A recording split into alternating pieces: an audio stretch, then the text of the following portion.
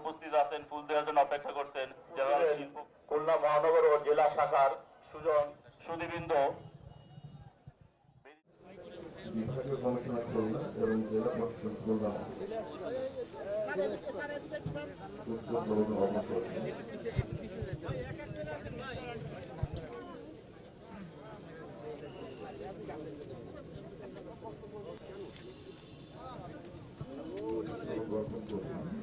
শহীদদের রক্তের ঋণ পরিশোধ করতে হবে এবং যারা আহত হয়েছেন, এখনও যারা শয্যাশায়ী, তাদের যে আকুতি, সাধারণ জনগণ, লক্ষ কোটি জনগণ যে আকাঙ্ক্ষা নিয়ে এই অভ্যুত্থানে অংশ নিয়েছিলেন, তাদের যে আকাঙ্ক্ষা, সেটা হলো বৈষম্য বিরোধী বাংলাদেশ।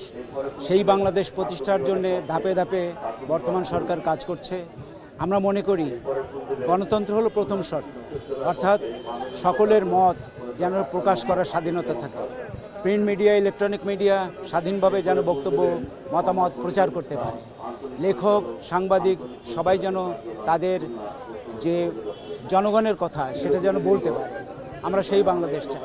সেই সঙ্গে যারা অপরাধী, যারা ওই হত্যাকাণ্ডের জন্য দায়ী, যারা নির্বিচারে 17 বছর যাবৎ এই দেশটাকে লুট করেছে, যারা এই দেশের গণতন্ত্র হত্যার জন্য সংসদে তথাকথিত একটা আইন পাশ করেছে, তাদের বিচার করতে হবে। আমরা যে শেখ হাসিনাকে তাড়িয়েছিলাম, সেই শেখ হাসিনাকে তাড়ানো হলো, তাকে যে কাঠামো কিংবা যে প্রশাসনিক যে ব্যক্তিগুলো তাকে এই শেখ হাসিনা হয়ে উঠতে সাহায্য করেছিল, এখনও পর্যন্ত তাদের কিন্তু আমরা পরিপূর্ণ বিচার এবং এই কাঠামোর পরিবর্তন আমরা এখনো দেখতে পাইনি।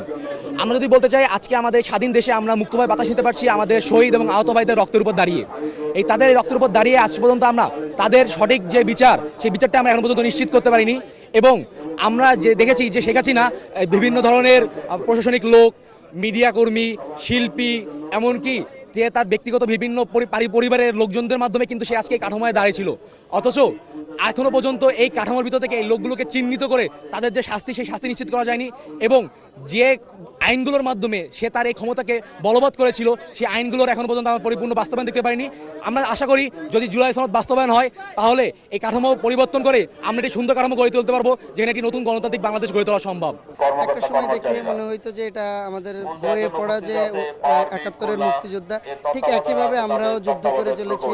আমরা বিভিন্ন জায়গায় পলায়ে থাকতে হয়েছে বা গুলির সম্মুখীন, ঠিক সামনের পরে এই একটা বিভৎসকার অবস্থার ভিতর দিয়ে আমরা বের হয়েছি। একটা ট্রমাইজড অনেকটা ছিল।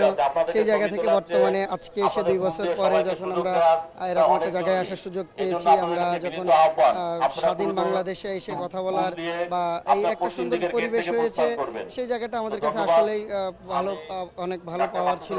সেই সাথে বর্তমান সময়ে আমরা দেখতেছি যে জুলাইকে যেভাবে আমাদের সম্মান করা হচ্ছে, জুলাই আহতদের বা জুলাই নিহতদের স্মরণে আমাদের এখানে ফুল দেওয়া, 1971 সালের যে মহান মুক্তিযোদ্ধা ঠিক 16ই ডিসেম্বরে বিজয় দিবস যেভাবে পালন করা হয়, আজকে আমরা দেখতে পাচ্ছি ঠিক একইভাবে আমাদের জুলাই আগস্টের 5 আগস্ট এবার পালন করা হচ্ছে। এটা আমাদের জন্য একটা দিকের আনন্দ।